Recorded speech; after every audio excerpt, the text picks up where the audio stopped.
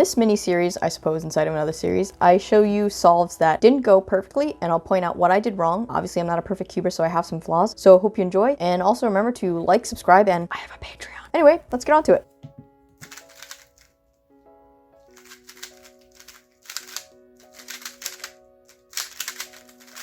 One of my major flaws in solving is that I don't think ahead as far as I can. So for example, if I see something super easy, sometimes I'm like, all right, let's just do it, instead of being like, what can I do after that? And here's a prime example of a solve where that happens and I don't take advantage of the simplicity of the solve. So as always, the solve is going to be on top of the screen.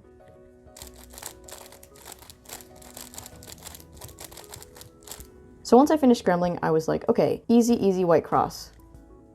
And also this edge piece is in place, so I can keyhole this corner to solve my first pair. I also noted these edge pieces, but didn't think about them, which is what I should have done. I should have tried to figure out where this pair, and or this pair was gonna end up. Because as you'll note, once I walk you through my cross, I'll show you what happens in my solve. So from here, to preserve the orientation of this corner, I do U prime, D prime, and then to solve this edge piece, I do R prime.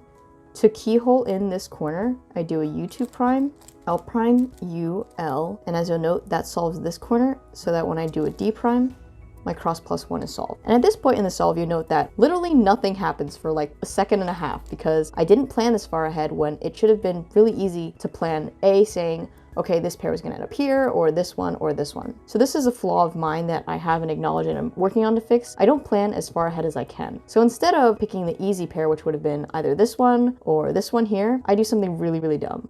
I rotate and I put this edge here via keyhole by taking out with RU R prime, opening up this edge and doing L prime U L, followed by a D. That was a lot of moves, that was very inefficient, and there were two pairs that were basically RU R prime inserts. So that was really, really silly. Although from here on out, it was okay. Obviously this pair is easiest from this position. I rotated, insert, this one here, rotate, insert. Another transition I'm working on is F2L to OLL to PLL. I tend to pause a little bit. Like here, you'll see I kind of do this little wiggle thing, and I'm like, oh, it's this OLL case. And then again, I'm sort of like, oh, what is this? Wiggle, wiggle, wiggle, V-perm.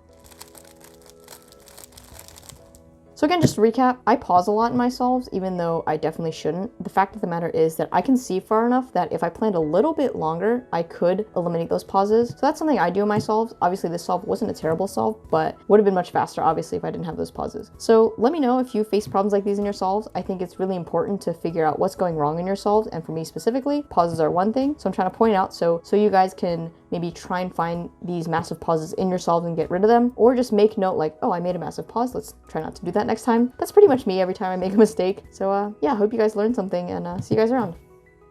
Hope you enjoyed the video. If you did, make sure to like me on Facebook, follow me on Instagram, and subscribe for the latest content.